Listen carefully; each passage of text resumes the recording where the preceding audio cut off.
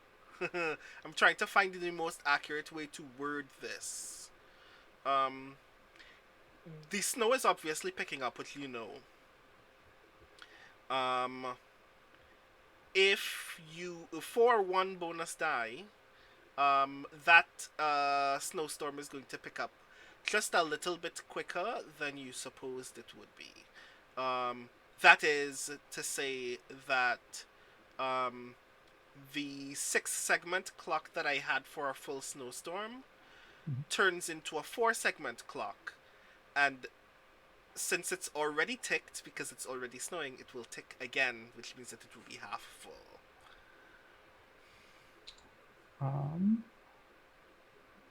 I think I will just roll with the 2 that I have. And One of these days, the devil will get you. See where that gets me. So that's going to be 2 dice, desperate, great. That is a pair of 4s. Okay. And I am marking my inside XP. Points for 2 of a kind? Unfortunately, Blades the Dark doesn't work like that. I wish it did. So here's what happens. You know fairly well. 2 of the 3 of these kids are pretty older. Like, Lamond is 16, RC is 15.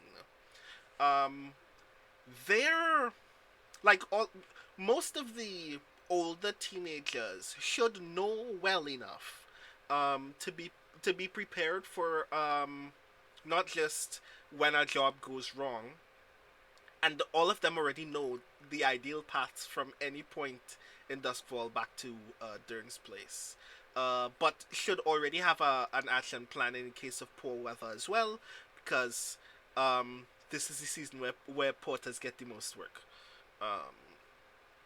As a result, you know fairly well that they will try to find their way back to Dern's immediately.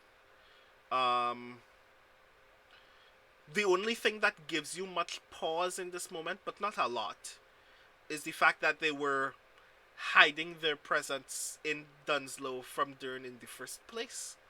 And highly suspect that if they get to Dern, and you have this like mild guess in your brain that if they get to Dern's place frazzled, Dern will ask why, and they will lie about it. So they're probably going to be inclined to either go find somewhere else to chill out, or in the event that they go straight to Dern's, you have a feeling that like something very untoward is going to happen when they get there. Just this inkling that they're going to behave in a way that will diminish your trust in them. Yeah. So what I would pitch is, and this is like a dramatic opportunity to like switch scenes, is Ring kind of thinks, looks up at the snow and looks to the road and says, fuck, wish Skelly was here. And then we can cut to where Skelly is. Meanwhile, where Skelly is, you're also still passing through the tunnels, far and away separate from where Ash and Ring presently are, and ahead of you is Crossroads holding an unconscious body. How do you feel right now? I feel like Skelly would be really in shock. Kind of still in a daze. Everything happened pretty fast. And now she's sitting there watching Casta's limp body like banging against the back of Crossroads. Ka-thunk, ka-thunk. Concussion number 26, concussion number 27, concussion number 28. I feel like she's potentially going through cycles of like, I should kill her. Should I kill her? I can't kill her. That would be wrong. She's bad. I need to kill her. Around concussion 34, Crossroads stops and turns around and says to Skelly, "Where are we going?" Skelly stops, looks around. Unlike literally every time beyond this, Skelly has not been paying attention to where they are and will have to get her bearings. Normally, Skelly is the most sort of attuned to navigating wherever she is, but right now she is just confounded. Would you like to find your way? Oh, I think that would probably be a good idea. At least, I think she at least wants to orient herself. And so she would be looking for different signs around them as to where they are based on things like the smell of the tunnels, different signs of what kind of trash are there. Basically, the kind of tracking stuff that she would use to find people, just to find where they are. Mm-hmm. Okay. I'm definitely going to make that a roll. Yeah, I feel like that's either a hunt or a survey. Okay. Survey makes more sense to me, I think. Both of them work. Hunt will describe your ability to use things that are to use like what are essentially external indicators to get a sense of where you are and where you're going. Mhm. Survey will be an attempt to discover if there's anything about the tunnels themselves that are capable of guiding you.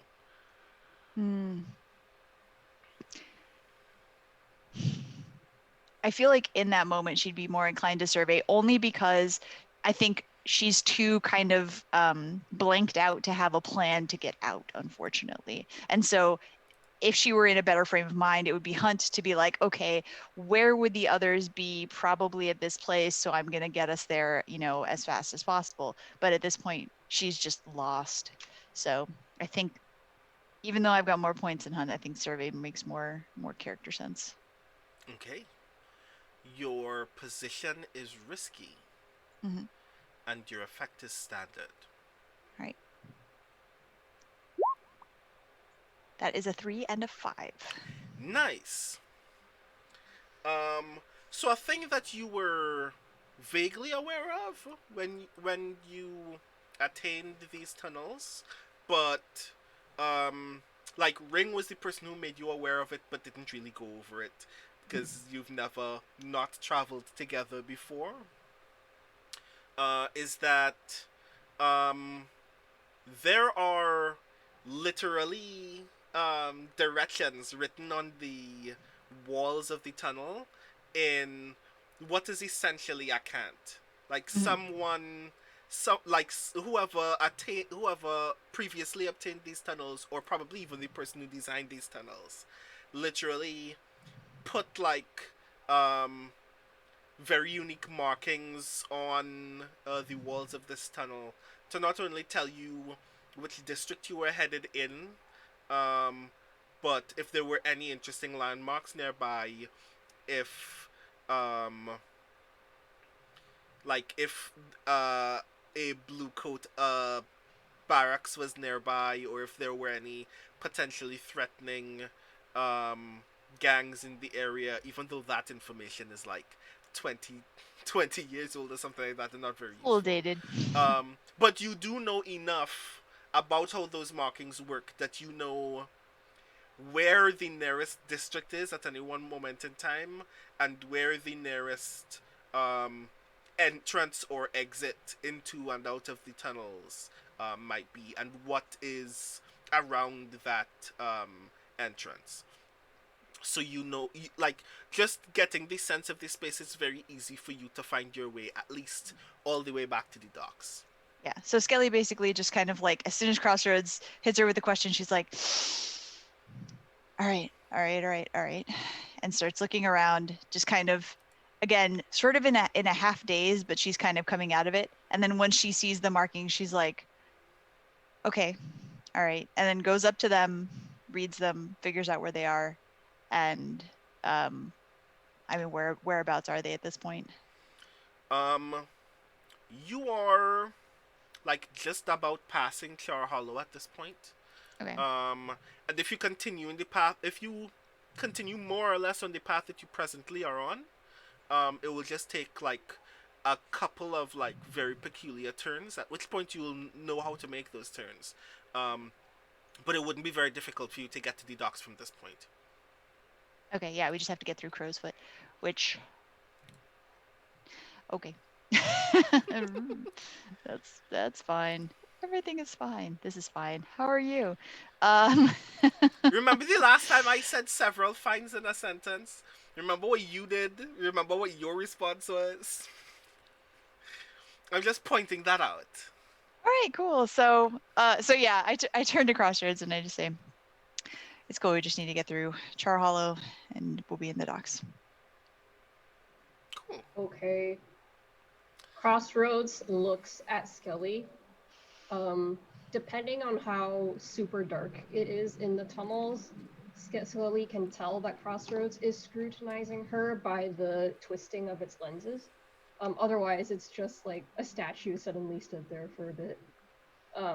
But then Crossroads takes a hand off of Casta's, I don't know, knee or something from where it has her body over its shoulder and reaches inside its chest and takes out its liquid stomach of wine from the Porter's Day party and says, "You should refresh your blood. You look stressed." Yeah. My blood's good though. Thanks. She does like a quick visual survey of extremities. Like wait, I am. Yeah, no, Yep, I'm good. you're fine. Yeah, I am. she's like, no, I have all my blood. Thanks. Just hang on to that for later. Have some extra. I don't think that's how blood works. I think that's how blood works. Melvir was telling Ash to drink lots of wine to replace her blood. So you should have some wine right now, in case you lose your blood later. I think I will lose more than my blood if I drink that wine right now. It's probably better if I stay sober. Okay. I put it back inside now. Yeah, no, save it for later when we get to Dern's or something. Crossroads puts the soup canister stomach back in its chest. Casta does not know about this secret. The wine? Don't give Yes. her any wine. I don't want her to have wine. I don't care about her blood. Yeah. Keep that thought. Okay. How? Because usually a thought comes in and then it goes out immediately. Maybe you could write it down. I don't know. Oh, Ring did give me a journal. Ring is very smart. It's true. We need to find them. Okay. Let's go find Ring then. Oh, do you want to go in front to lead the way? Because I don't know where we're going. Yeah, that's probably a good idea.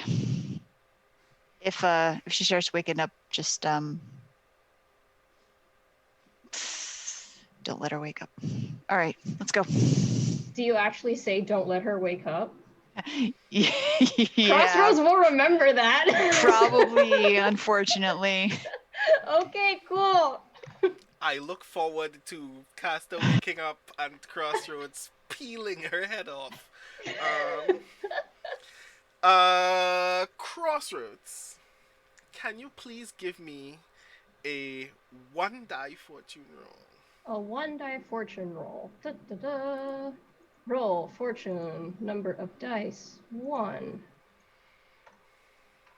Notes. Mysteries. I have submitted it. It is a 5 for mysteries. Okay. Skelly, please give me a 1-die fortune roll. Roll. Okay. Is this actually a fortune roll for whether or not Casta wakes up? Maybe. Smash cut 2. Casta just slam dunked into the sewage. That's a 3. Okay. Crossroads. Nothing of note happens. You just continue walking down the way. That sounds amazing. Skelly, did your orphanage have a bell? Sure. Yes, they had multiple bells. Let's go with that. We're gonna roll with some bells. They had a bell for meals.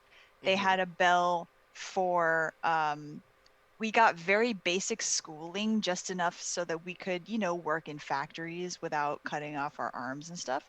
Um, and some kids who seemed to be more equipped would get extra special tutoring because then they could be sent out to be like scriveners and crap. So there were bells for basically everything. Let's go with every aspect of our lives had a bell associated with it. It is essentially how they marked time, almost like a monastery kind of situation. And so every bell that you heard had a meaning. And um, there was also kind of like a particular bell when they wanted everyone basically to just freeze and wait for orders kind of situation. Nice. I like that you qualified that part in particular. I like that one. Um. So you're just walking. You are in front now. And you just like continue walking down this tunnel. Briefly, like kind of like blacking out on like all of the details of this evening. Just like continuing on your way to the docks because you know when you get to the docks you'll be able to like take a moment and relax and not have to think about all of this weirdness that had just happened. Meanwhile, Casta is like repeatedly getting more concussions as her head bounces off Crossroads chassis. And there's a moment as you continue walking when it just like when you are ahead of a group of people and just briefly, for no like real idea of carelessness or anything like that, you just kind of forget that you're in a group or who you're with or where you're going because you're already just like moving um like off muscle memory, and then a sound that you already knew the source of becomes another sound. The sound of Casta's head bouncing off of Crossroads' chassis reminds you of one of the orphanage bells. It in fact reminds you of the bell that insists that everybody's supposed to stop what they're doing and form a line at the staircase of the orphanage so that um, any one of the elders present can address the group. Um, and you've been taken back to a moment when that happens. Um, you were just a few months before you left the orphanage. Like you were quite old at this point. So is Casta. At this point, this is like somewhere near the most amount of kids that the orphanage had ever had since you've been there. Like 30 children. Almost so much that if the elders hadn't bought a couple more beds just to accommodate some of the younger ones, folks would be sleeping 2 or 3 kids to a bed. Um, and you've been gathered here, and like one of the only um, male staff members at the orphanage comes to stand before all of you. He's very meek looking. He's like one of the only adults that you remember at that point who never seemed to have an angry face whenever you saw him. Like, even when something genuinely troubling took place, he always seemed more worried or concerned than angry. And he comes before you and the rest of the kids and says, "So I've been hearing reports of fighting and other kind of ruffian behavior taking place here. And I'm very concerned, very concerned. And like he taps his finger on his bottom lip as he paces in front of these kids and goes, "You're all here because we're supposed to take care of you, to ensure that no harm befalls you. That's our mandate here. That's the thing that we consider most important on this earth, to ensure that none of you have to suffer some of the terrible fates that meet other kids elsewhere in this." You can tell like he briefly wants to like say something very, very mean and then holds it back. Like, we care about you all. So it breaks our hearts to know that some of you don't care about each other. I'm not here to punish anybody for fighting. I don't want to deal with any of that. But I just want to say that when you hurt one of your brothers and sisters in this space, when you hurt one of your siblings in this space, you also hurt us. And it's like, it sounds so sappy and pithy when you hear it from him, even as a child, but that's what he says. And you note, like, you're one of, like, the few kids who could just, like, tell as you got into the line, and it didn't dawn on you until he was finished having that entire speech about fighting, that you notice that one of the younger children isn't in the line. You know that they're there, you know that they're present, you know that you saw them that day. You know that you saw them like playing in the yard just before this line formed, but you don't see them in the line. And when you like look around in the line to see, like to try to get a sense of where they are, if you just missed them or can't see them over someone else's height, when you look back at the back of the line, you notice that Casta has two smooth rocks in both of her hands, and has her hands behind her back. You just remember that randomly in that moment.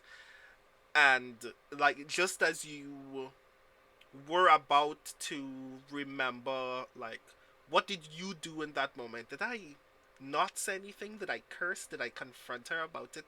Like right here in this line? Did I like try to get this elder's attention? Just as you try to remember what you did, you're in the tunnel again. Do you still feel like wanting to kill Casta? Yes. like the urge is still just, it's so there, and it's at the same time that sort of, it's the same split feeling that Skelly always had of, I must do something to protect these other people, versus I shouldn't just be straight up trying to do violence. Like Skelly's not a cutter. Skelly's not the one that was wading in with her fists to enact retribution or defend people either way. Skelly watched, and Skelly waited, and Skelly hid. And so the likelihood of her saying anything to an adult, she didn't really trust them. So she didn't believe at that point. She was old enough to realize that snitching generally didn't help anything, and especially snitching on Casta, who was frankly a much better liar than Skelly was. It basically didn't accomplish anything. But that same like feeling of being torn, of feeling kind of powerless, helpless, and yet like she should do something, like she had to do something, was always just very overwhelming to her. Okay. So still, right now, it's like Casta is defenseless. She needs to go down. But isn't it wrong to do that to someone who's defenseless?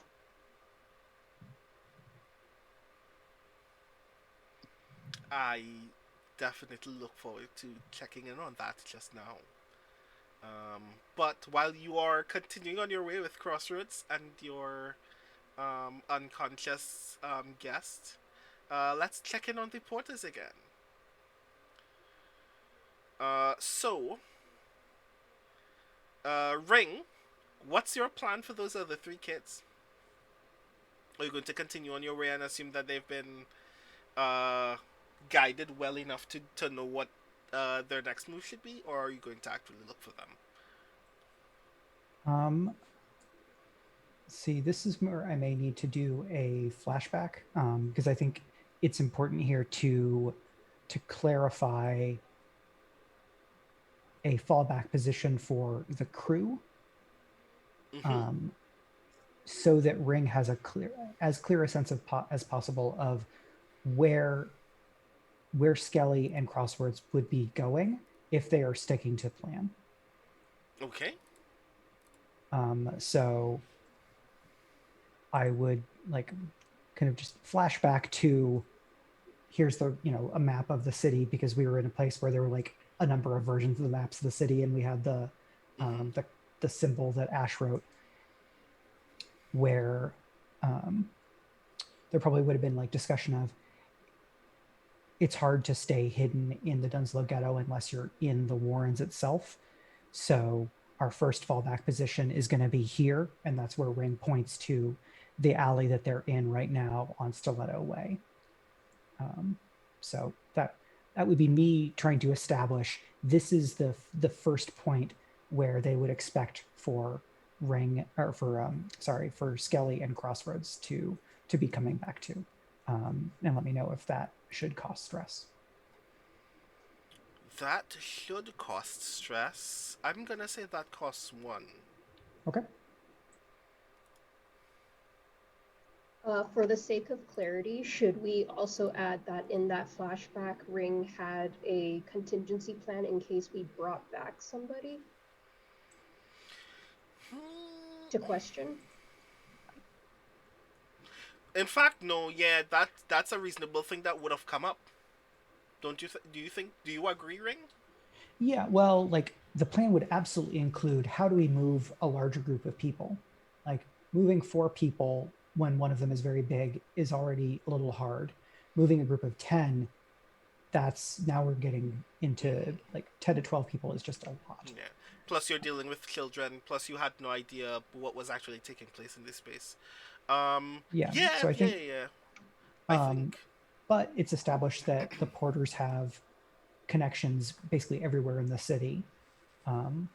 So I think it would also make sense that somewhere in Char Hollow here, they would like Ring would know somebody, or Dern would know somebody that Ring would connect with, that would have either a boat that could run along the water back to the dock, or a cart that some people could kind of pile into. Oh, yes. This is actually a possibility. So with that extra information in mind, I'm actually gonna say it's 2 stress. Sure. And I would like you to give me a 1 die fortune roll. Okay. Is this something where it would make sense for me to be using an action instead? No. I'm Okay. attempting to I'm attempting to ascertain the tear of a connection. Okay.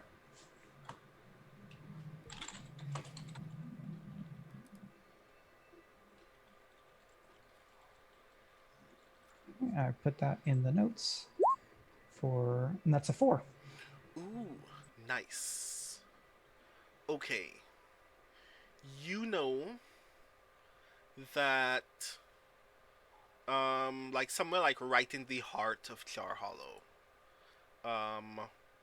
there is a colleague of Dern's. I mean, you've met this person. Let me quickly think of a name. Desi. Um, a friend of Dern's named Desi um, has like a very good cart, like a very like top quality horse drawn cart that has like enough like warm covered space for like 10 or 12 people. So that's more than enough for y'all. Um, that's still a ways away from where you presently are. So if you wanted to get access to that, that's a thing that you can do by diverting there first. Yeah, I think so. Maybe we get kind of flashing back to the map and establishing fallback points, and then like the map fades into an overhead view of the city. We kind of like drones motors drop, and so the cameras like snap zooms down fast in a kind of whoa fashion, and then and stops, and we see Ring, and then we cut back to like an overshot as Ring is talking to Ash and the porters, and they say, "There's a friend of Dern's who's got a good cart nearby that if we can use, it'll be easier to get home. Ash, if you can, Ash," and then like Ring kind of looks to the porters.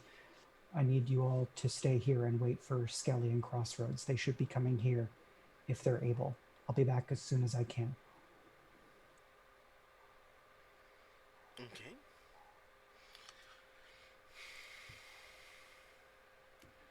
Well. Okay. This is where like Thistle like waves a disembodied hand at Ring. Ring, give me a. In fact, should this be an action? This should be an action, I figure. So you're going to meet Desi by yourself? Yeah, I think I can go and do that faster. And asking Ash to do it is one more step of friend of a friend away that would make it more difficult. Mm-hmm. Okay. So I would like you to give me an action roll to determine how smoothly you get from where you are to Desi's garage. Sure. What would my position and effect be using consort here? Ooh, this is not for the conversation that you'll have with Desi. This is for getting to Desi's place. So gaining access to resources, information, people, or places is covered by consort. And I would see that as like knowing the right door to knock on, even in the evening, and say, I need to talk to Desi, and then somebody being able to like let me through a back hallway, like that approach versus prowl of use my own stealth ability. You know what? I'll take it. That works for me.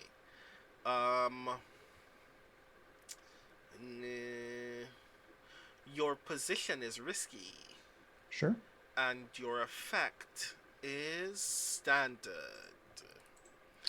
Would you like it? Would you like to hear what the devil has to say? No, I think I'll just let it roll with what I've got. So that's 3 dice. Should have asked the devil.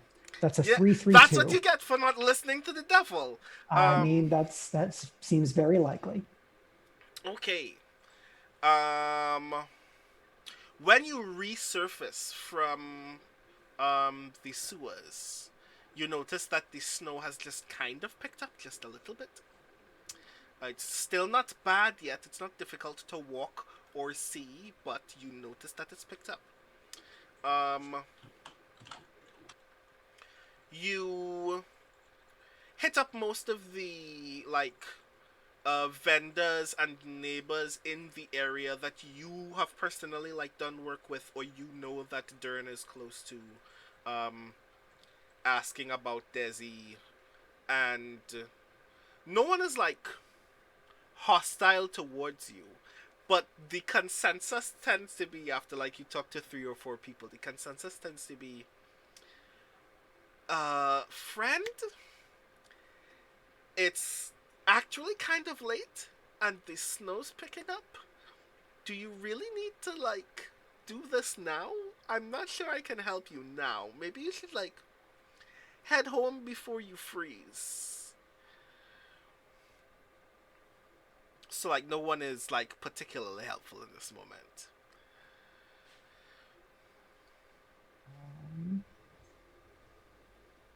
Yeah, like that's understandable. Well, if I'd gotten a four or five, I could resist the consequence and be able to move forward at all. But I think for lack of that, Ring will kind of like walk the block or so back to where Ash and the 5 kids are waiting, hoping that that Skelly and Crossroads have arrived as the snow continues to accumulate.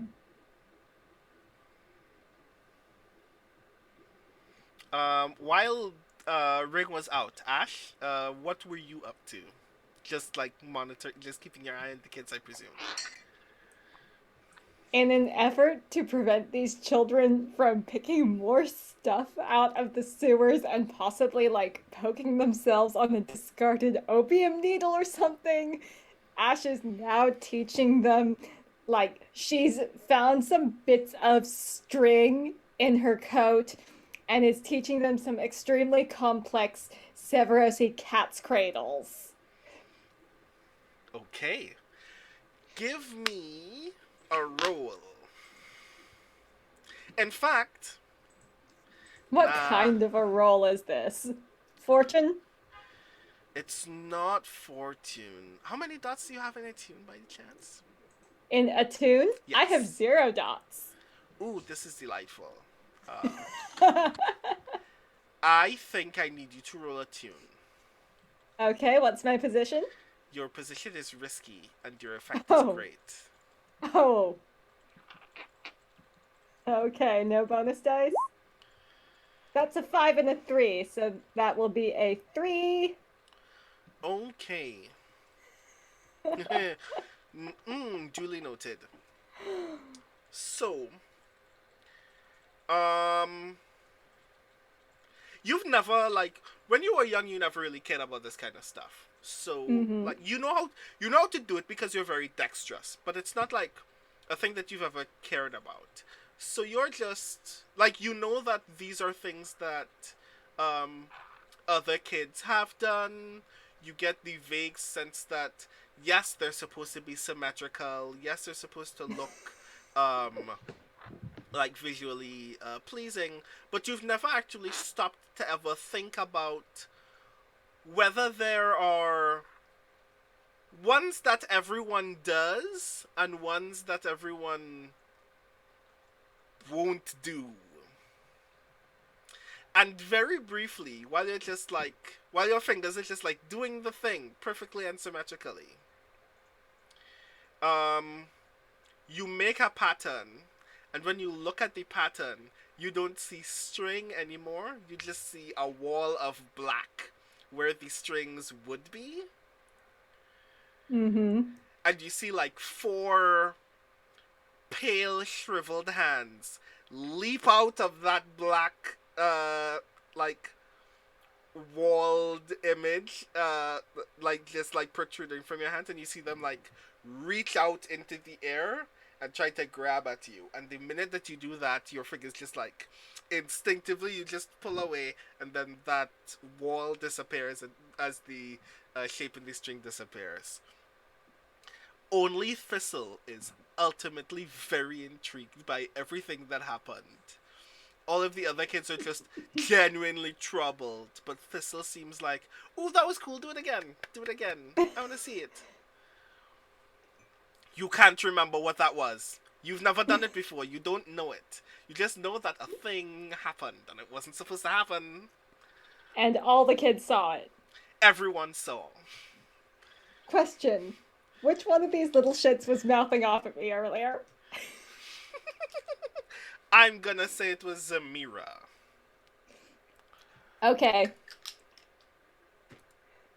Ash regains enough composure to look over the top of her string-covered hands at Zamira and make just flat eye contact for a moment before resuming cat's cradling. Zamira shudders. Like, you very clearly see, like, abject fear on this person's face. The single worst babysitter.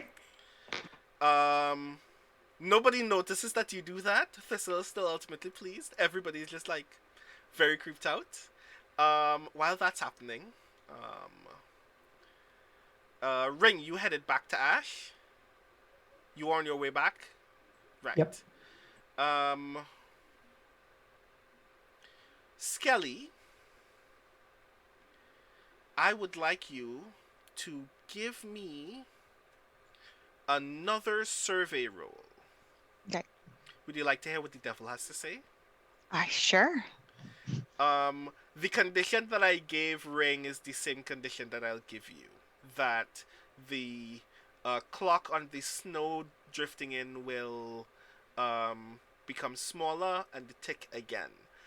That would mean now that when it ticks again, it will be 3 segments full of a 4-segment clock. I'm gonna go with no. That sounds bad. Cool. Noted. Okay, so what is Your my position is risky and your effect is standard. Okay.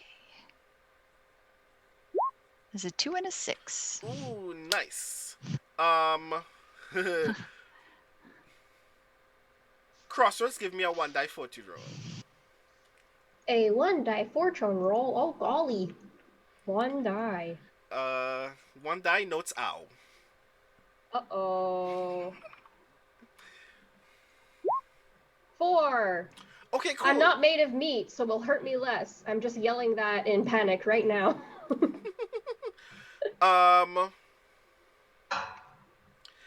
You're just walking, you're continuing on your way. There is a point at the path where the carvings that you would have to observe in order to know where you're going are kind of like rubbed away. You get a vague sense that you're in the right direction and you just continue. And when you emerge from that intersection, Ash and 5 children are to your right. Am I behind them, the children, or am I behind Ash? You're behind Skelly.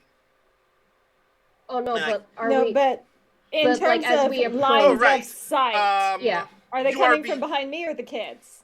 Behind the kids. Yes, behind the kids. Can so on Ash the see that there's an unconscious body draped over Crossroads' shoulder? Visibility is mostly low, but it wouldn't be difficult for you to see. Give me a roll. I think it would be Okay. survey. Yeah. Your position is risky and your effect is limited. As with so many things in my life, that's a 1 and a 2. Oh no! You see a shape and you hear clunking, but you can't tell what it is. You cannot tell that the shape is human. You think Yeah, that... but the clunking is comforting. Yeah, you think that Crossroads is essentially holding a very heavy sack of flour that somehow can produce a ringing noise. And you, just as you both emerge from that corner, that's when Ring descends back into the sewers. So now everyone's acquainted. So Crossroads would have heard all of this about to happen because it has the sensorium, which is sensitive enough to pick up heartbeats, so it can pick up people. So it has been very, very calm this entire time. because it's with its friend. It's carrying a thing. It's carrying a thing very well. Everything is actually super fine. And now it has met up with all its other friends, so everything is super fine. And when it hears the distinctive cadence of rings splish splash into the sewers, it kind of leans out in that comedic way, and it goes, "Ring, I have a present for your genius."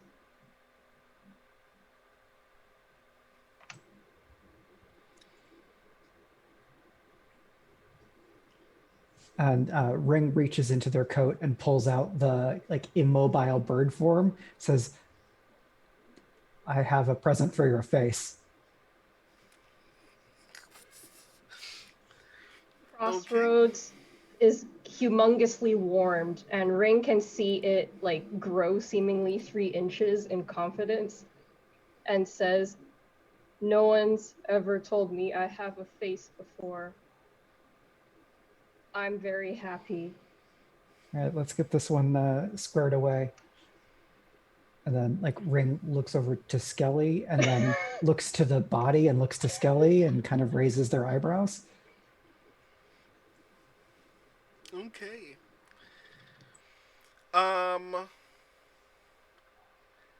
In the interest of time, I would like very much for someone to make a roll.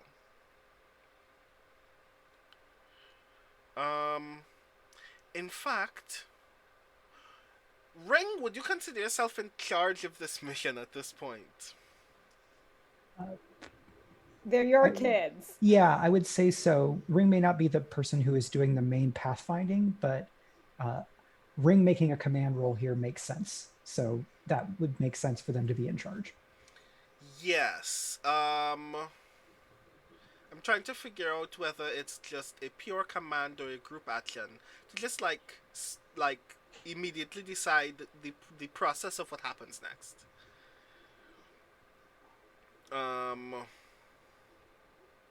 Yeah, we'll make it a command. In the interest of time. Your position is risky and your effect is great. Would you like to hear what the devil has to say? Yes. The devil has the same thing to say. I think that is reasonable, and I would really like to not fail this roll. So let's say yes. Okay. So the clock on Snow is now 3/4 full, and you have an extra die. Okay, and this is risky great. Risky great. And bonus dice. All right. Fingers crossed. Let's get back to turns. That's a 6. 1164. Okay. No, so I clicked the wrong thing. Command, Ring only has command of 2, but the third die was the 6. So that's the devil's bargain die. I should not have rolled the 4. Yeah. I mean, yes, it still counts. 3 dice. So, God damn it, that's 6, grr. But yes, you arrive back to Dern's place. It is now considerably later now. It's like hours into the next day now. Like, just like the first hour of the next day, but at this point. When you get to Dern's warehouse, you notice that Dern's already awake. When you get in, when the kids like wipe snow off of their shoes and hold themselves to stop from shivering, you are the first person to notice that in the central hallway that was once the main dining room area where they held Porter's Day celebrations, Dern is just sitting on a folding chair right in the center of the room and staring at the door.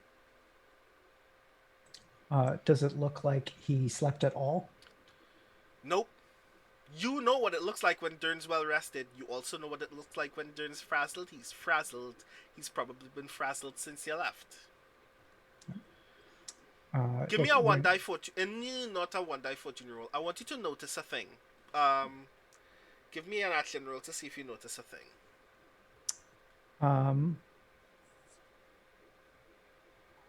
Study counts here because you know Dern very well. Sure, then I will do study. So that would be fortune with study. Yes. Okay.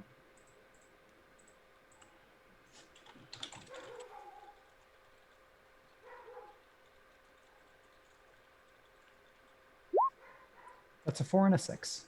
Right.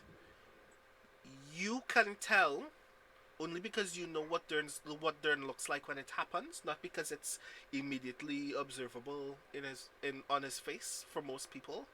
You can tell that Dern was at some point in the evening crying. You can also notice just like a couple of feet away from the chair on the floor is a small empty bottle of vodka. I think once the kids are squared away, Ring would help Dern to a cot and make sure he drinks a bunch of water before sleeping, and then Ring stays up long enough for Dern to be able to sleep a bit, so that there's still an adult kind of around and awake. Okay. Right. So, what happens when the door opens then, just to qualify before we get to that point?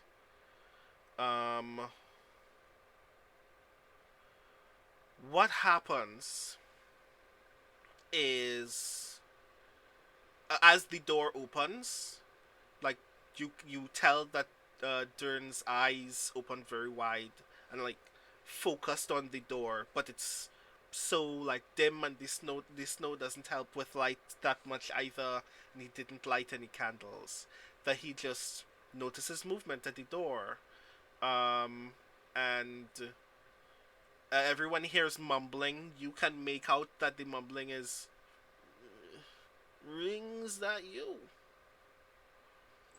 And the kids kind of shuffle a bit. You can tell that, like, Zamira, like, freezes in, like, a kind of immediate fear. Some of the kids kind of mumble to themselves at the door. We're back. Dern gets up.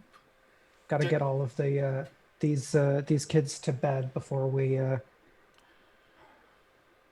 have a conversation tomorrow about what jobs we take.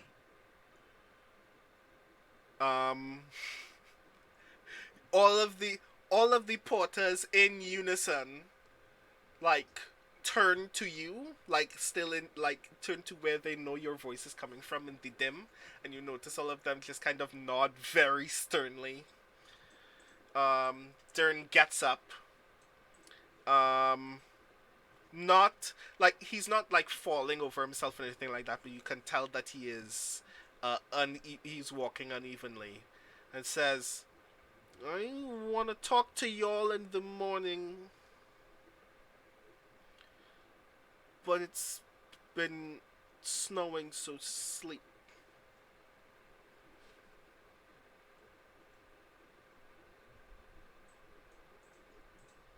It just kind of stands there in the dark, kind of like. Yeah, I think we can probably, like, that's the end of the scene, or the end of the like late evening, if that makes sense. Kids just kind of meekly go into their beds. You usher Dern back to his bed. He is, in a way, but you manage to put him to sleep and he's fine. Very quickly, does anyone have any downtime things that they would like to engage in? At this hour? Well, yes, fair enough. So, Crossroads has a body that's not its own. You want to qualify that further? So, it has Casta's body right now. Alright, cool. I would like Body to... number 3, but not. Body number 3 is not mine. I cannot possess this body. I just mean, have I it. just need to try hard enough. I Punto, could. pero no revuelto, as we say. Okay. In fact, Crossroads, give me a 2-die fortune roll. A 2-die fortune roll. All right. 2 dice. Any particular notes? No. No notes. No notes. That's a 6 and a 5. Okay. Casta is still asleep. Casta Okay. has taken a lot of blows to the head while already asleep. So they're good and out. Like you put Casta down on one of the chairs in the warehouse and tie her up. Give me another fortune roll. 1 die. 1 die fortune roll. No Notes notes for this ow. one either. Notes ow. Ow. That's a 2. 2 ow. Ow, ow. Okay. Uh-oh. That's that laugh. You can very vaguely make out a large bruise all across Casta's forehead. And some blood from, like, the corner of an ear and a nose. But, like, she seems fine, other than the wounds that she already sustained. So one thing Crossroads would like to do, although if we want to take a break, I can, because technically we're into downtime now, so I can push to mention this after we've taken a break and then hop in the downtime proper, if people would prefer that.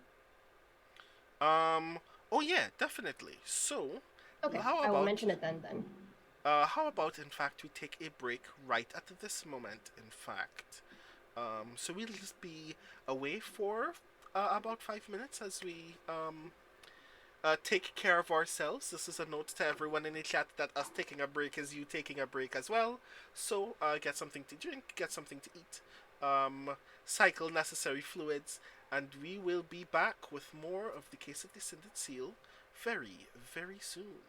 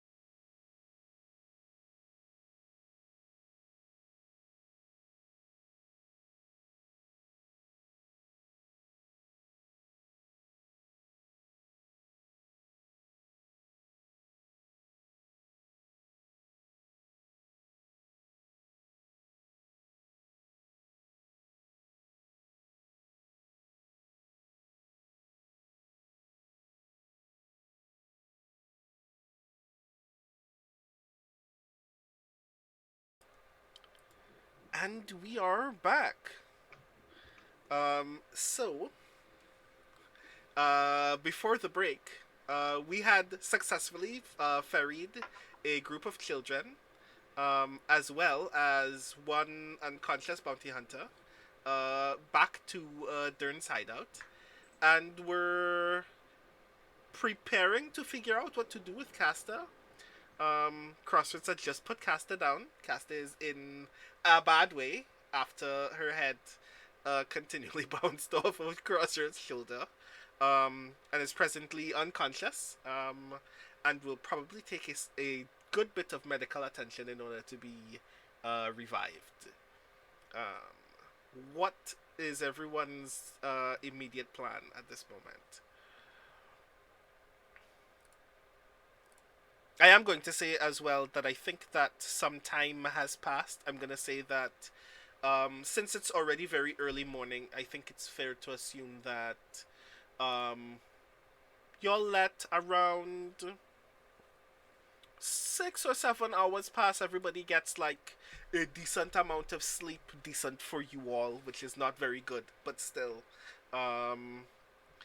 And the rest of the day is yours until Casta wakes up, which is going to be a while.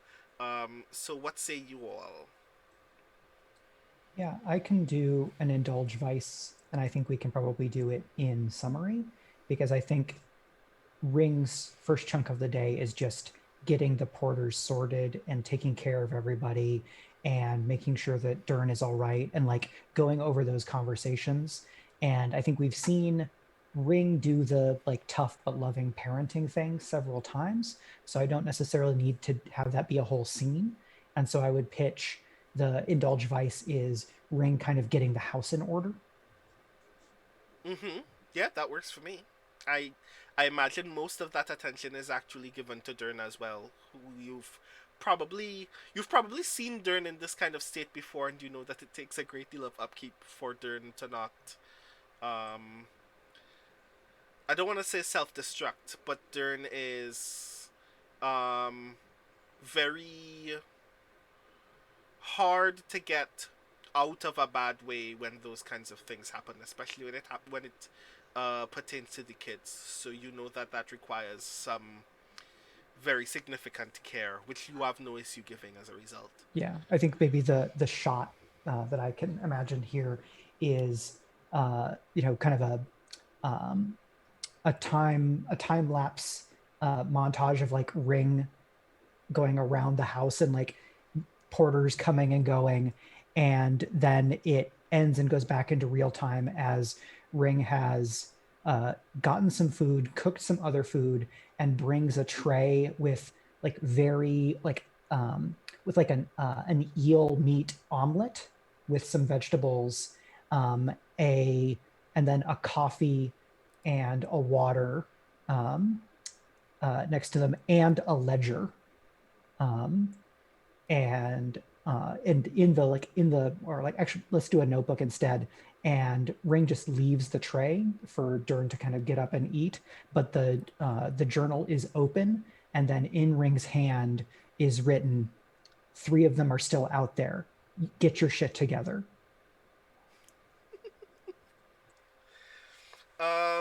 Yeah, and I imagine that when Dern like gets up and actually reads that, like there's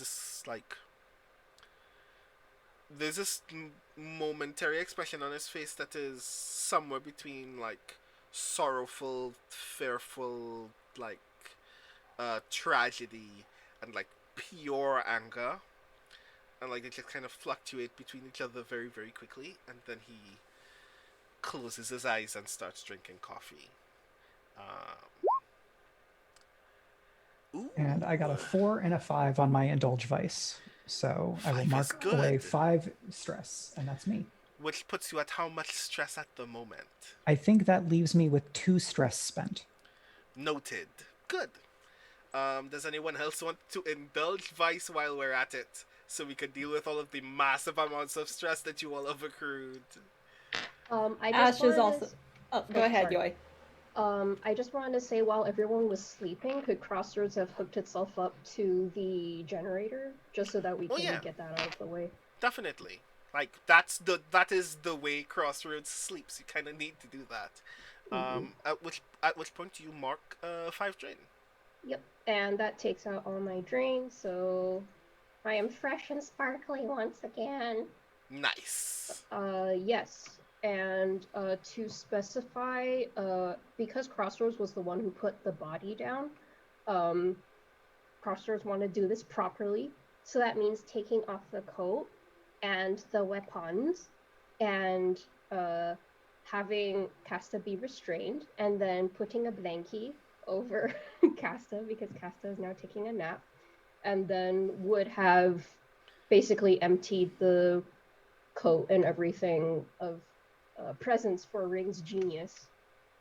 Okay, so yeah. just to be sure, you took everything that you could see out of the jacket when you took it off. Okay. And like went through all the pockets and things like that. Okay. And yeah, Ash, so I guess that watching counts this, as one downtime. Ash watching this says to Crossroads, "Show you a trick," and then she takes the coat by the collar, shakes it really hard, and then thwaps it a few times against a chair to see if there's anything in the lining. God damn it!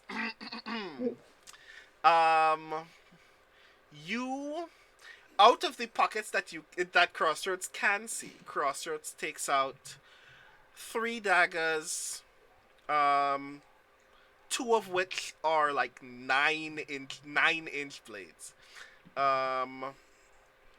2 sidearms like derringers, like very small pistols,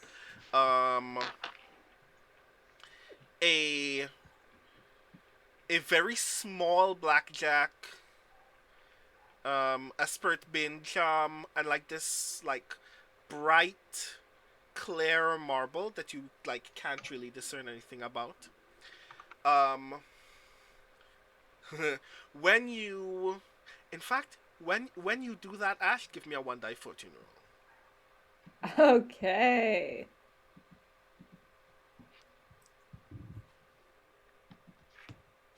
Notes ow.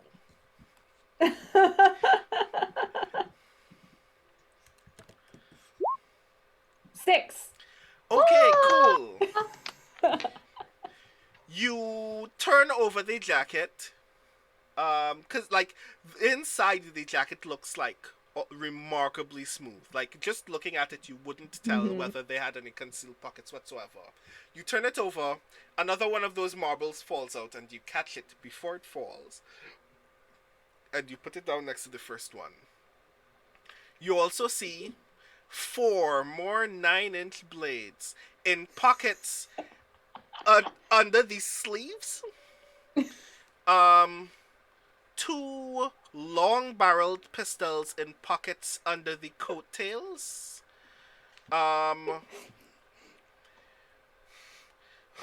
The separated flat parts of a sword, such that when you put them back, like there are 2 edges of a blade.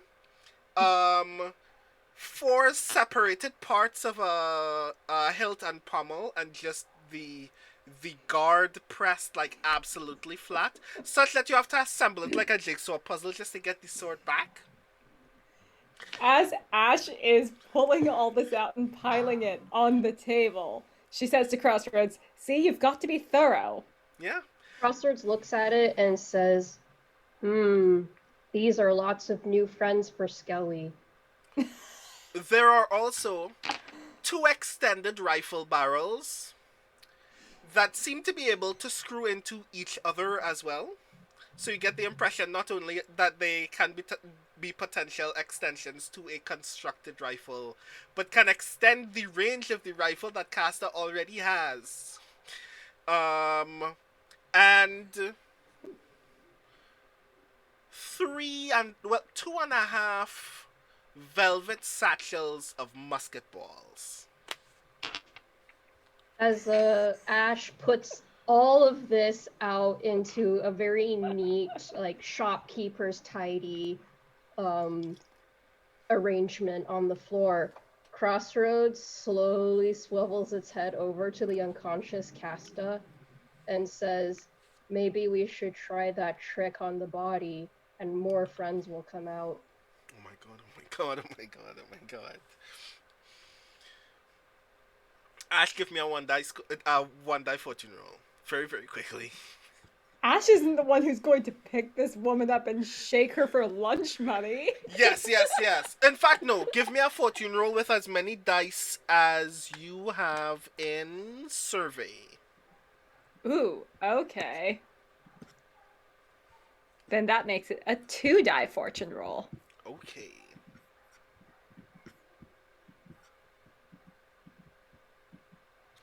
Notes owl. 2 and a 5. So, Okay, good. You notice yet another 9-inch blade in Caster's shoe.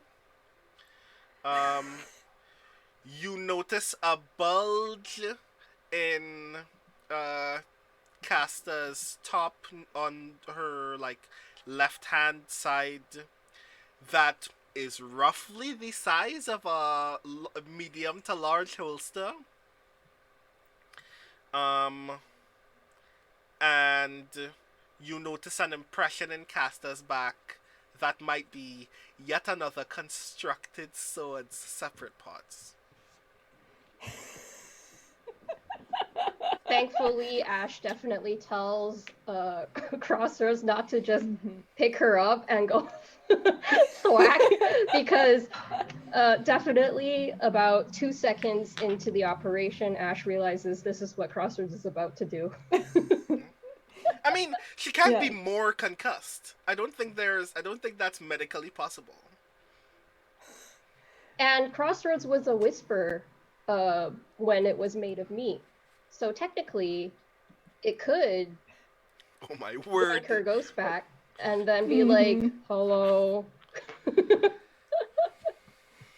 yes, so Ash removes further weapons and then says to Crossroads, you know, just based on the coat, there's probably something else. You want to try? Oh my word, oh my word, oh my word.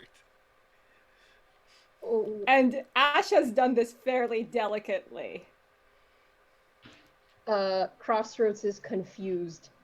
She elbows Crossroads a little, which hurts because Crossroads is not made of meat. And goes, come on, you got all your fancy hull senses, right? When you shift her in bed, do you hear clinking? Just roll her very gently and see what you hear clinking and clanking. Because people who are made of meat aren't supposed to clink and clank. Right. That's why I put crickets in my body. And then Crossroads goes and rolls Casta very gently, like she is a very murderous, unconscious, and misshapen spring roll of some kind. Okay. And listens.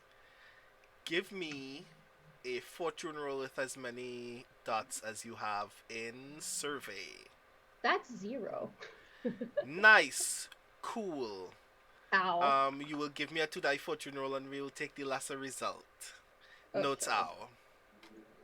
2-die fortune roll. Notes owl. That's a 3 and a 2. Okay. This is what happens. You hear something go click. It doesn't, you can't fathom what those sounds are. You hear faint rustling, and then you hear a very distinct click. You notice impressions in Casta's lower back, where you also notice that there are very clearly another set of sewn pockets in the back of that top. And in those pockets, you see 2 of those, you see 2 dark contraptions that look something like, I guess they look kind of like small canteens. but they're like all black with like silver inlays, and along the edge of those silver inlays you see these like small silver kind of um like holders, and inside them, like very embedded in them, embedded in those holders are two of those um glass beads that Ash saw earlier. When you take them out, they were pointing upward, and then when like as you like lift them all the way out of the top, one clicks down. I will need you, Crossroads, to resist a consequence for me. Of course. What resistance shall I do? You are going to resist with... Yeah, you're going to resist with prowess. Okay. So I just click prowess, correct, on my sheet? Yes. Boing. Bonus dice? Would you like to hear what the devil has to say? What does the devil have to say?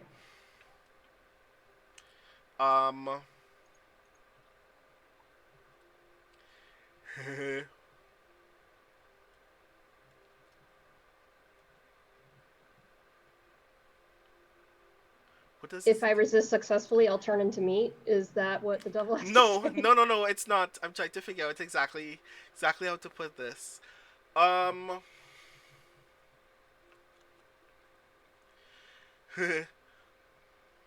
If you take this extra die, there will be a 4-segment clock of unknown title, and the consequence will be electroplasm based. It will require you to deal with ghost shenanigans of a sort that I cannot yet qualify for you. Oh.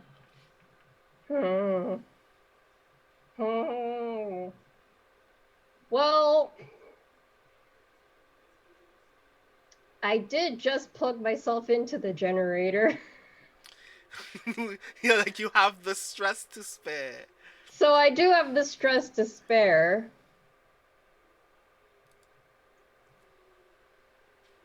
I will deny the devil this fang night. And I shall roll with what I have. Okay. Mm-hmm. Submit. That's a 3, 2, and a 4. Nice, cool. So I take 2 drain. Correct? Because it's 6 minus the highest die result. Mm-hmm. Right. Okay. An electroplasm bomb goes off in your hand. Oh! If it were worse, it would probably create enough force to tear the limb off. But you're fine. But I'm fine. Luckily, because it was you and not a mortal, most of that power, most of that electroplasm just kind of courses through you. You very briefly feel as if you can see more brightly than you could have ever seen before. And like there's this moment where if you were made of meat and had a meat heart, your heart would be racing. But the sensation is similar to that, but altogether different. And then it fades. Ash? I was so scared this was going to be a shrapnel bomb, and I just accidentally blew up everybody except myself. I mean, if you weren't holding it, it would have been much worse. Ash, for 20 seconds. In fact, let me qualify this properly. For 1 second, you can see pure white. Mm-hmm. For the 19 seconds that immediately follow it, you are acutely aware that what you're seeing isn't just the white of being flashbanged by a bomb, but the individual bodies of thousands of ghosts. And all of them see you and notice you and slowly move toward you, and you are aware of it. And then at the 21st second, it's just gone. Just like, yeah. You briefly just like had an out of body experience with everyone who's ever died in this district. But you're fine now. And that's a lot of them. Yeah, you're good. You're And good. when Ash can see again and sees Crossroads still standing there with like the remnants of the bomb in its big fist, Yeah. Ash just says, "See why we're doing this?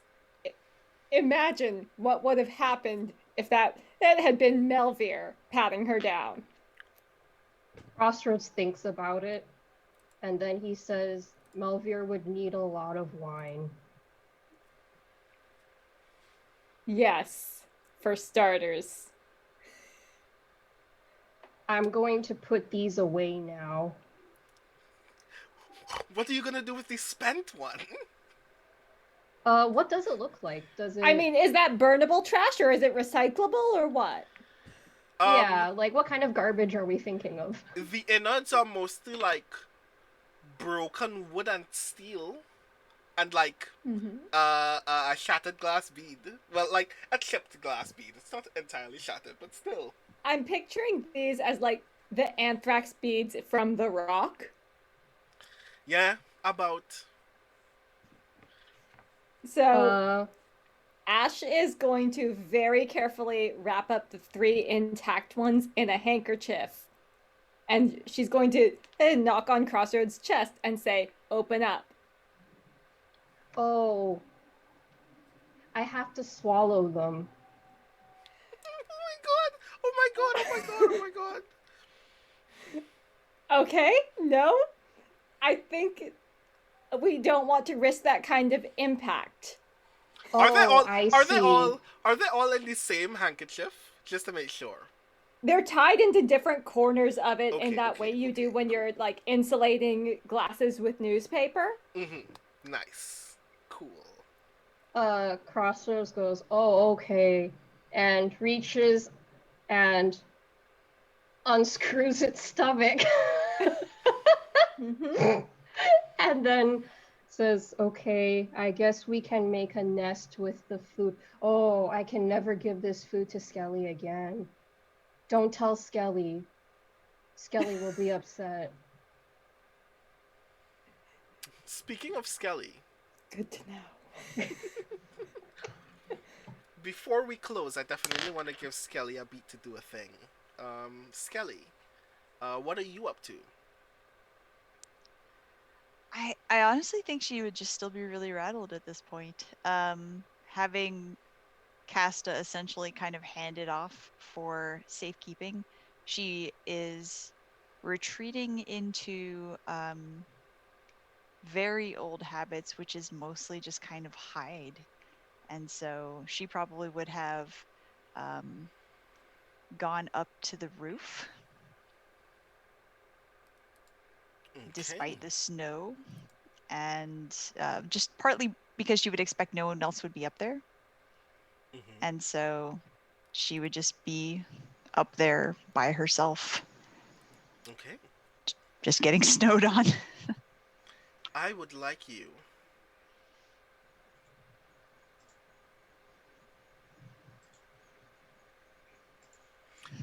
to resist a consequence for me. I would like you to resist with resolve. Ouch. Do I get any bonus dice?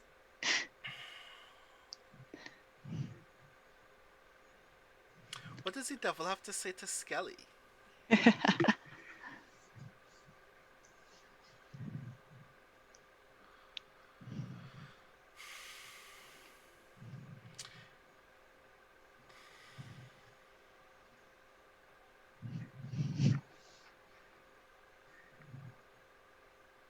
Yeah, I don't think the devil has anything to say to Skelly. I'm sorry.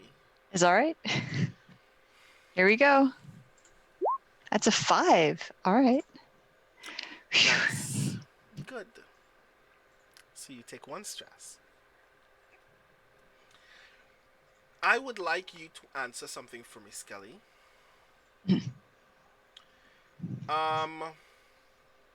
Sometime after the orphanage, you and Castor had a falling out. It was not just something as like simple and like stayed as a fight. Someone's life hung in the balance, and in the in that ensuing conflict, you made a decision that you ultimately regret, but don't regret as much as whatever it drove Castor to do. I want you to tell me what that was. What happened? So, Skelly was given a job to hunt someone down. And at the time, she was less choosy about her jobs. She had been kicked out of the orphanage. She needed money and she knew she was good at hunting people. In this case, she was being paid extra to kill the person. And it seemed a little odd as she was tracking them because they were basically just, as far as she could tell, a dock worker. There was nothing particularly noteworthy about them. They seemed, if anything, to be pretty poorly off. And as she sort of tailed them, she realized that actually they had kids and they were widowed, and so they were basically taking care of these kids by themselves.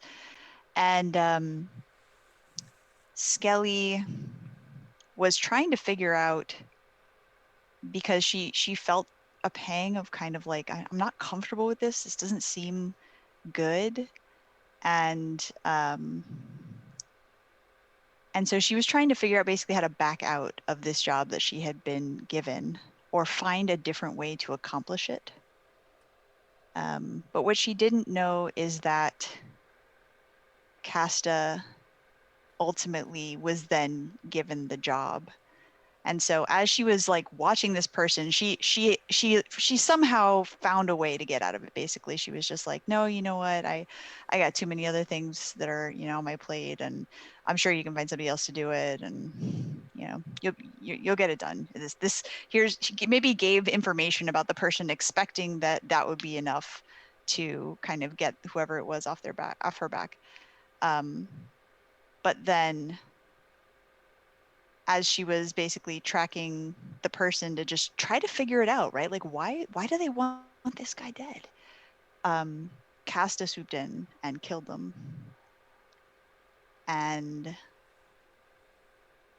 as she was trailing Casta, she realized that the kids were being taken to the orphanage. And she confronted Casta, who said that the dock worker basically knew something that he shouldn't know about a person who had enough money to have him silenced.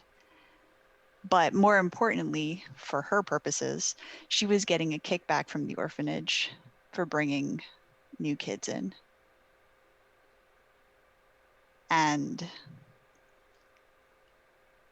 Skelly didn't have the connections with Ring at that point to pull the kids out and get them shifted into the porters. And so at that point, there wasn't anything that she could do to stop the kids from being taken to the orphanage. In a sense, that was the only option for them, because alternative would just be to get them on the streets. And at least the orphanage wasn't that. But knowing that Casta had crossed that line, that she had basically just no scruples, no morals, no compunctions, and in fact took like a savage delight out of what she was doing, was basically the kind of like ultimate split of like, I am never gonna treat you as a person again. You're dead to me, and if I see you again, we're gonna have a fight. So, as you're sitting on this roof, the snow kicking up, you seemingly totally unbothered by it. Almost as if, like, feeling just a little bit numb is the goal that you had in mind when you got on the roof. As the snow falls over Duskwall, your vision starts to like fade into all of the white, and you stop seeing the city and just see like bits and pieces of it under heavy snowfall. And then your vision just kind of drifts to an alley in southern Duskwall. You've been in this alley before, but it presently looks very different. The body that is lying in the alley looks very familiar to you, but you've never thought about it for quite some time. But what doesn't make sense in that scene is you're not looking at the body. You're looking ahead. And ahead of you is that one male elder that used to work at the orphanage at one time. And he's having that very same speech with you that one time about how it's not right for you all to fight each other, because ultimately you're supposed to care about each other, and if you're going to cause each other pain, that causes us pain as well. And you're standing in that alley as if you were standing in that line at the stairs of the orphanage, and in the distance you can hear something, some constant repeating sound that you can't make out. And to your left are the 4 children that man left behind when he was murdered. And to their left is Casta, an adult Casta, but wearing her clothes at the orphanage. And that's when you notice you're wearing your clothes from the orphanage as well, but they're adult size, but you know that it's the clothes that you had when you were younger. And when you turn to the back of the line, just like you did when that speech happened when you were younger, you notice that Casta has 2 stones in her hands, and both of them are covered in blood. And that's when you start to notice that the sound that you're hearing is that bell pealing over and over and over. And that's where we're going to end tonight's session. I'm sorry. This is a lot even for me now. Jeez. Good lord. How Did does you everyone... GM so hard you made yourself sad? I'm upset. I hate Casta so much, and I made her. It's the worst. I know that I know who I compared her to when I said how bad she needed to be, and she's just the worst. Oh my god. I know that she's an NPC, and I'm still so upset. Oh my god. How does everyone else feel? I mean, I just got made extra explosive, so I feel great.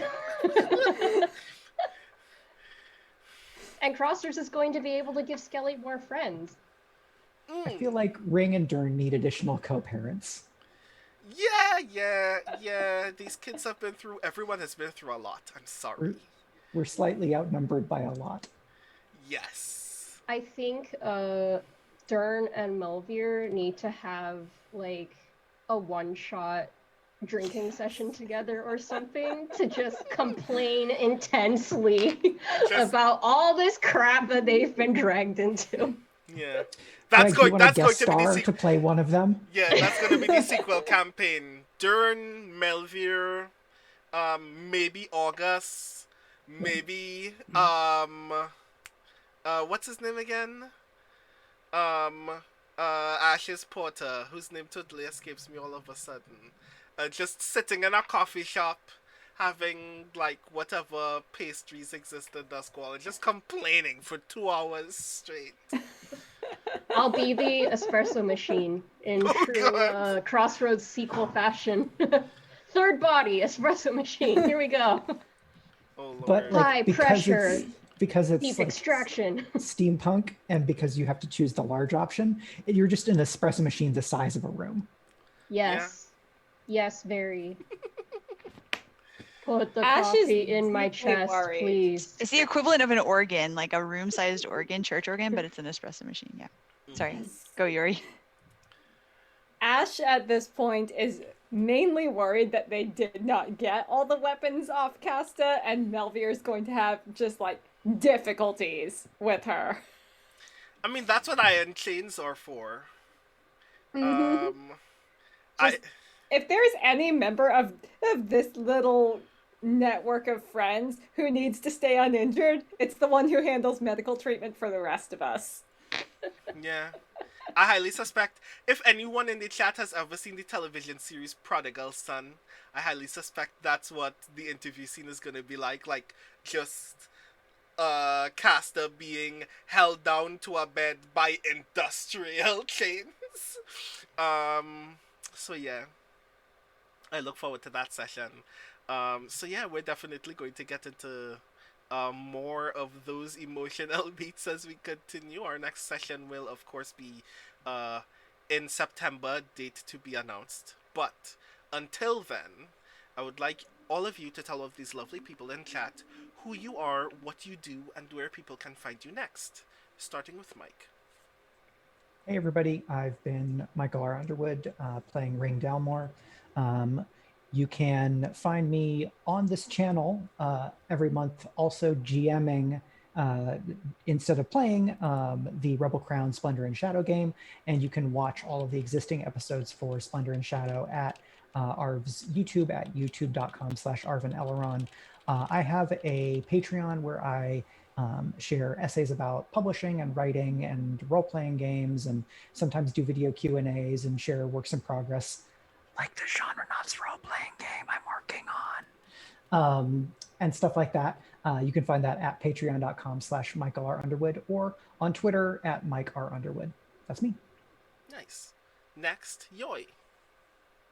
Jeoi Gawain Lin, game and fiction writer. Today I have played Crossroads, the ex-whisper now whole, not made of meat, and now has many explosive things in its chest, is an electroplasm-powered object with electroplasm explosives in this chest. I don't see that backfiring in any way, shape, or form in the future. You can find me on Twitter. This is my design. Design is capital DASEIN, a philosophy and Hannibal pun. Pronouns he, they. Crossroads are it, its. And yes, that has been me. Nice. Next, Iori. Iori Kusano, Clarion West class of 2017. Pronouns they, them. You can find me on Twitter at Iori Kusano or at kusanoiori.com. That is IORI. There are no L's in my name. And I have been of the Flame the Ash, your lurk. Nice. And last but not least, Valerie. I am Valerie Valdes. I can be found at Valerie Valdes on Twitter. You can find me also at The Kids Are Asleep on Twitch, where I stream different video games on the daily, pretty much every weekday. And yeah, thanks for tuning in for some traumas. Lord. Thank you so much for playing. Again, I'm sorry. This has been a lot. I'm so sorry. I just have so many feelings with how terrible this character is, but still. Also worth mentioning, because Valerie forgot to mention it, that Valerie will be joining me for a thing later this month on the 22nd. As previously mentioned, we're going to have a tentacular reading of poetry on this channel, where I will share from my upcoming collection, Can You Send My Tentacle? And I've invited all of my lovely friends to join me and read some of their work as well, because I feel some kind of way about having an event that is just about my book, so I wanted all of my favorite poetry folks to also read from their work as well. So that will be happening on the 22nd. More poetry friends to be announced, but definitely look out for that on the 22nd. It will be a lot of fun. But I am going to say goodbye to all of these lovely friends. Please give all of your love to all of these lovely friends who have played this lovely game with us. As I click some things.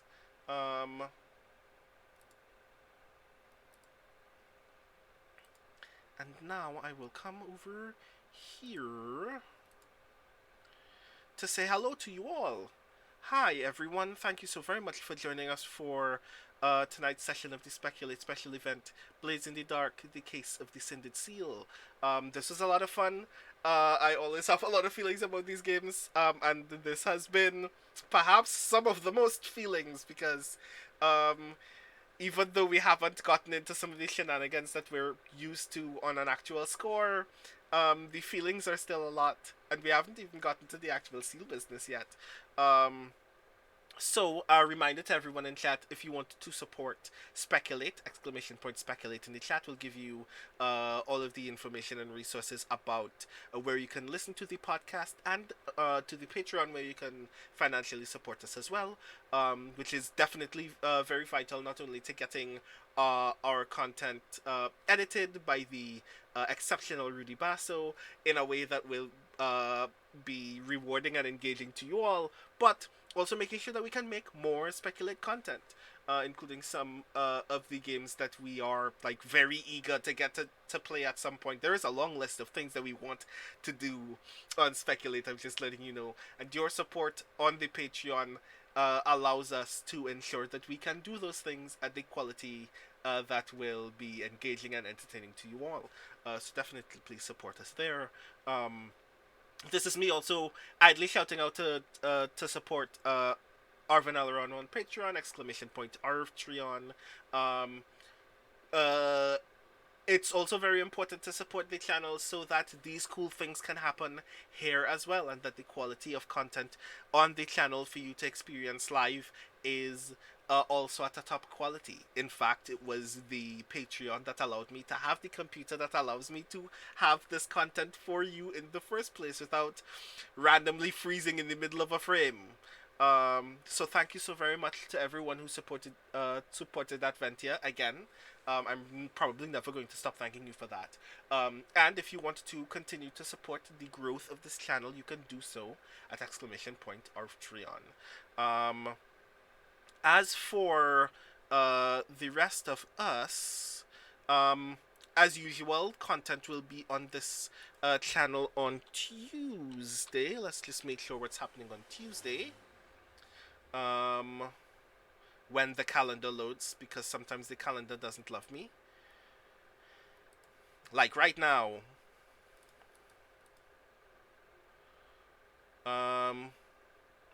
Oop, there it is. It's loading now. Hold on.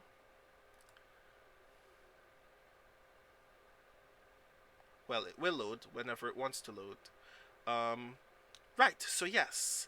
On Tuesday at noon EDT will be more Adventures in Middle-earth Erebor Adventures, and at 4 p.m. Panel Pixels over at GOG. So if you want to enjoy more of Greg's company over at GOG after you've enjoyed Adventures in Middle-earth, definitely check that out. Of course, that means that there's no content on Monday or Wednesday, or Thursday, but the return of content will be on Friday evening with Espe Genesis, which is also going to be rad. So definitely keep an eye out for those things as well.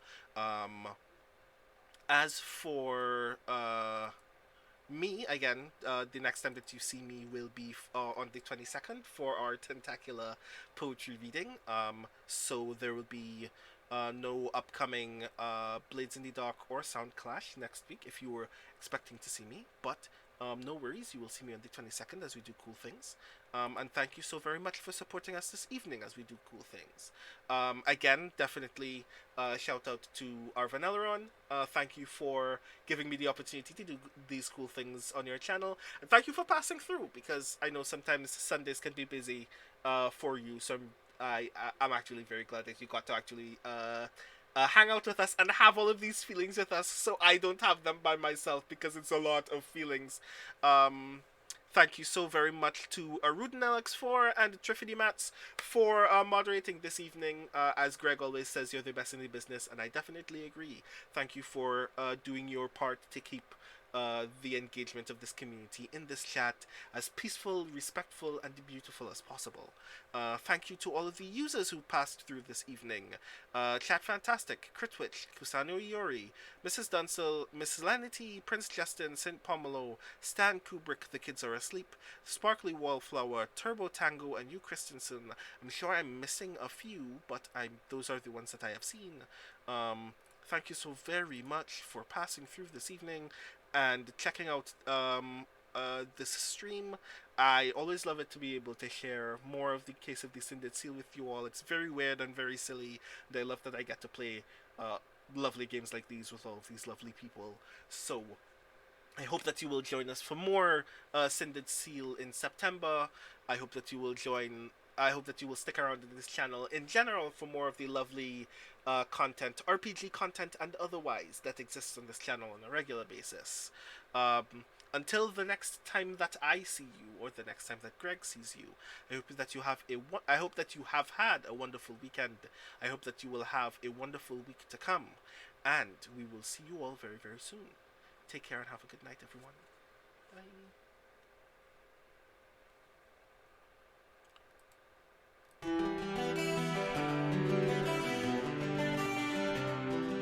So here are all of my encouragements for you all to make terrible decisions, as I am the GM. Ash has a crossbow bolt in her side, 0 dots in skirmish, and 0 dots in wreck. And I'm so excited to see this get even worse. So that's one vote for escalation. Skelly has 3 guns and all the ammo. Crossroads has no guns, but Crossroads is a gun powered by ghosts. Have we established that your guns are special to you? I feel like we're establishing that your guns are special to you. Before this crew, they were my only friends. You've known us for 5 days. You've known those guns a lot longer. These are my babies. Yeah.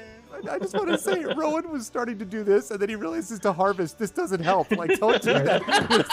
This is not. No. This is Like, not. don't do the this. thing. Yeah. Doing this to an executioner? Yeah, that's not what you want. Like this, like We call that the go sign, you know? Like, yeah. Oh man. This theme's great. I will do a fortune roll. Notes. No thoughts. Head empty. 1! I rolled a 1! Yep.